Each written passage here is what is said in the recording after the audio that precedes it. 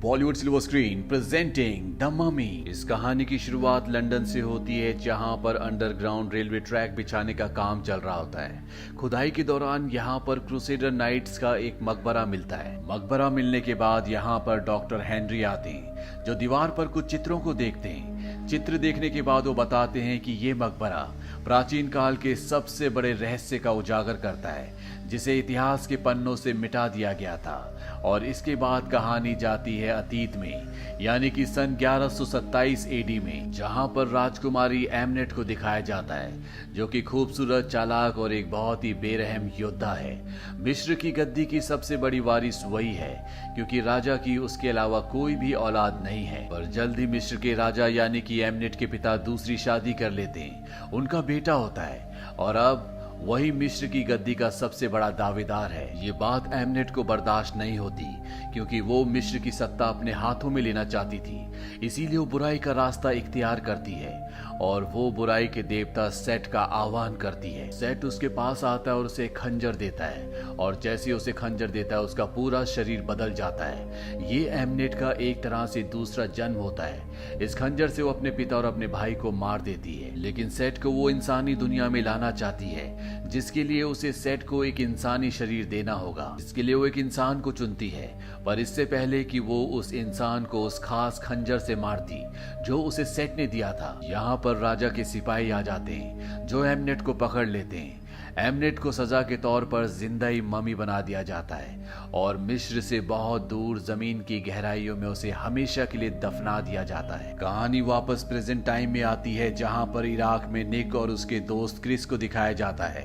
ये दोनों के दोनों यूएस सोल्जर्स हैं। दरअसल निक के पास एक नक्शा होता है, जो उसने एक आर्कियोलॉजिस्ट से चुराया था, जिसके साथ उसने 3 दिन पहले एक रात गुजारी थी। इस नक्शे के हिसाब से यहाँ पर बहुत पुरानी और बेशकीमती चीजें हैं। निक इन चीजों को हासिल करना चाहता है ताकि वो इन्हें दुगनी कीमत पर बेच सके। पर जब ये गांव के अंदर दाखिल होते हैं तो इनके ऊपर हमला होता है, जिस वजह से निक का दोस्त क्रिस अपनी जान बचाने के लिए हवाई मदद मंगवाता है। यहाँ पर यूएस आर्मी आ जाती है और इन दोनों को बचा लेती है।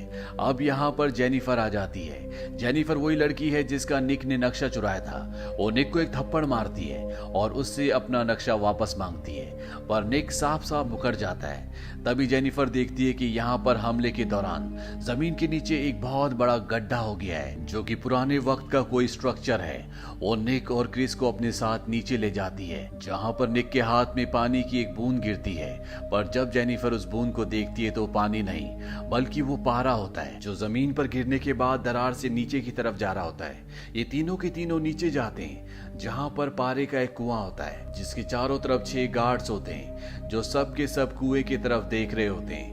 कुएं के अंदर कुछ रस्सियां भी होती है, जिन्हें देखकर जेनिफर समझ जाती है कि ये कोई मकबरा नहीं बल्कि जेल है।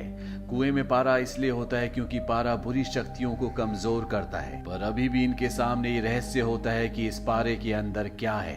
तभी निक यहाँ पर एक रस्सी पर गोली चलाता है। रस्सी टूटने के बाद ऊपर से एक भारी चीज नीचे आती है और पानी के अंदर जो ताबूत होता है वो बाहर निकल जाता है। ये एमनेट का ताबूत होता है, जिसे आज से हजारों साल पहले जिंदा मम्मी बनाकर दफना दिया गया था। ताबूत के बाहर आते यहाँ पर बहुत सारी मकड़ियां आ जाती है। एक मकड़ी क्रिस को काट भी लेती है और अगले पल निक को विजन्स आते हैं, जो रेगिस्तान में एमनेट को देखता है।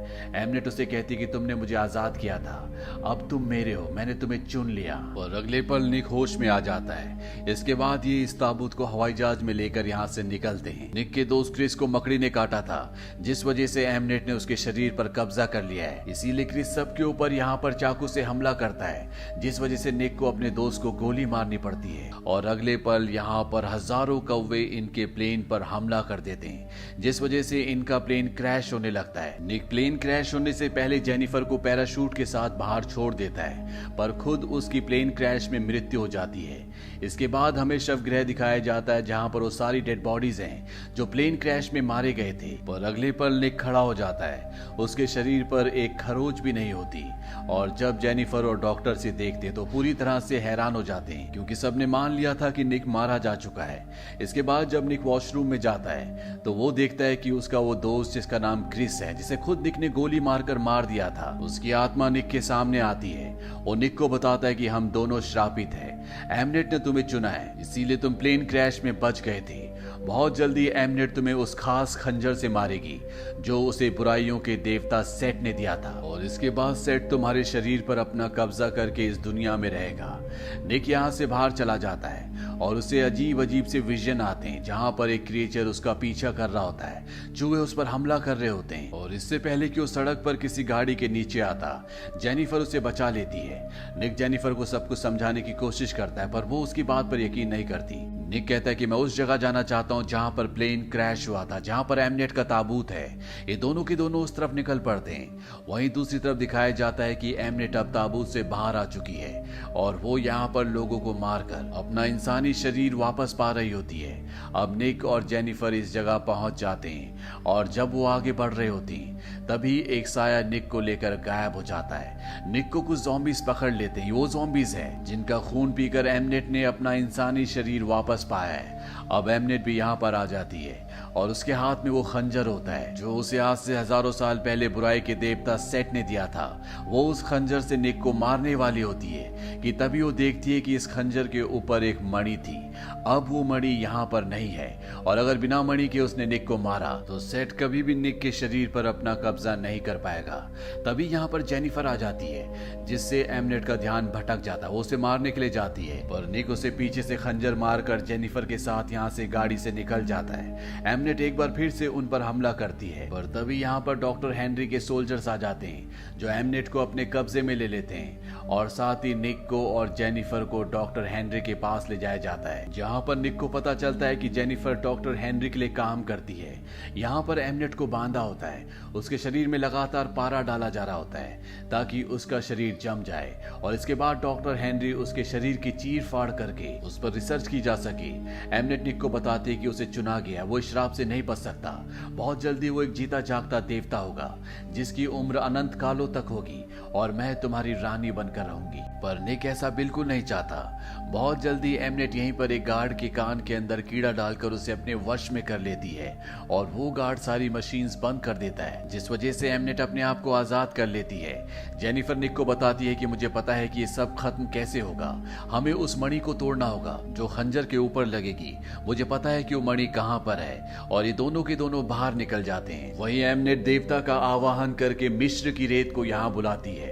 पूरा लंदन शहर रेत के साये में डूब जाता है। निक और जेनिफर अंडरग्राउंड रेलवे टनल के अंदर चले जाते हैं। ये वही टनल है जहां पर कहानी की शुरुआत में एक मकबरा मिला था जो क्रूसेडर नाइट्स का था। क्रूसेडर की कब्र के अंदर वो मणि थी जो खंजर के ऊपर लगेगी, जो वहीं उन ताबूतों के पास डॉक्टर हेनरी के लोगों के पास है। एमनेट अपनी शक्ति से क्रूसेडर नाइट्स की जितनी भी ममीज होती है उन सबको जिंदा कर देती है और वहां पर वो सब लोगों को मार देते हैं। इसके बाद एमनेट वहां पर आती है और मणि को खंजर में लगा देती है। वहीं दूसरी तरफ निक और जेनिफर को दिखाया जाता है जिनके पीछे बहुत सारे मुर्दे पड़े होते हैं। निक और जेनिफर दोनों पानी में गिर जाते हैं और इससे पहले कि वो बाहर निकलते वहां पर एमनेट आती है और जेनिफर को पानी की गहराइयों में ले जाती है। हालांकि निक उसे बाहर ले आता है पर अब उसकी मृत्यु हो चुकी है। एमनेट अब निक को भी मारकर अपने अनुष्ठान को पूरा करना चाहती है पर निक किसी तरह से उससे वो खंजर छीन लेता है। पर इससे पहले कि वो मणि को तोड़ता है एमनेट उसे कहती है कि तुम एक जीते जागते देवता बन सकते हो, मौत पर तुम्हारा काबू होगा। ये सुनते ही वो अपने आप को खंजर मार देता है जिससे उसके अंदर बुराइयों के देवता सेट की सारी शक्ति आ जाती है। वो एमनेट के पास जाता है पर जैसे ही वो जेनिफर की डेड बॉडी देखता है वो अपनी चेतना में आ जाता है और एमनेट का साथ ना देकर उसे मार देता है। साथ ही वो जेनिफर को भी जिंदा कर देता है। दरअसल उसने अपने आप को खंजर सिर्फ और सिर्फ जेनिफर के लिए मारा होता है ताकि वो जिंदा हो सके। इसके बाद वो यहाँ से निकल जाता है। इसके बाद डॉक्टर हेनरी यहाँ पर आते हैं जो जेनिफर को बताते हैं कि हमें नहीं पता कि निक अपनी शक्तियों का इस्तेमाल बुराई के लिए करेगा या अच्छाई के लिए। अंत में हमें निक को मिस्र के रेगिस्तान में दिखाया जाता है। उसके साथ उसका दोस्त क्रिस भी होता है जिसे निक ने जिंदा कर दिया और ये एक अनजाने सफर पर निकल पड़ते हैं। इसी के साथ ये कहानी यहीं पर खत्म हो जाती है।